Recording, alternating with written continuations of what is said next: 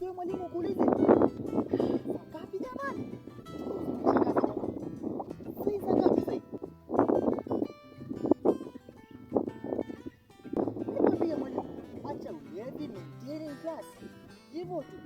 Mbona kwanza sasa kuroni mshahara? Hivi karibuni hata utaanza kufanya kazi. Kwa hivyo unafaa uangalie kazi yako bwana. Babu huyo ng'ombe huyo ananitaka kazi hiyo. Nilikwambia mwalimu bwana, unajua sisi wengine tulikuwa na alafu inabidi tusare tu saa zingine na accountant wengine. Unaona bwana? Unashika kesi yani. Ili unajiharikiri mwenyewe tu yani. Zako shambani pale lima sukuma zako fresh, unapatia sukuma kwanza Acha kulewalewa siku hizi na wanafunzi wanakungoja. Nimeshika na ile kama hika hivi. Sasa ingia darasani hesabu pale 5 25 then sasa nikashika na andika. Sasa pale skuli wanapata kusema bwana mimi naingia darasani na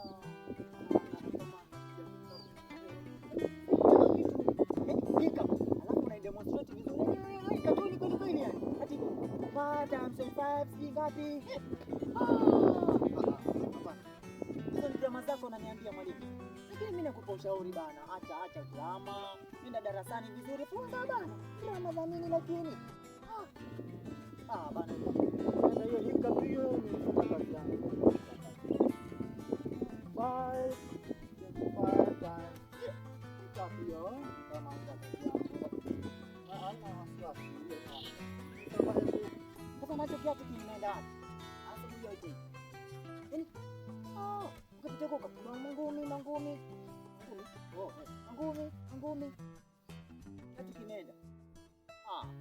Mwambie bana utaingia hasara sana yani. Wale vyao wamenipokonya kiatu. Sasa kitu kimoja. Sasa leo pia wauze kiatu moja hivi. Hapo na kiatu kali. Kiatu safari buti. Kali. Hii ni mwalimu. Mama usiniambie nikishika peke yake ati 5 hapo kishika jembe baada ya 25 jembe tayari. Baada ya 25 napiga jembe tayari. Yaani hiyo unajipata ushamaliza dakika moja. Hizo naona drama. Nikwambia kama kijana. Ni ujirani. Kuna mwalimu mwingine mkulima.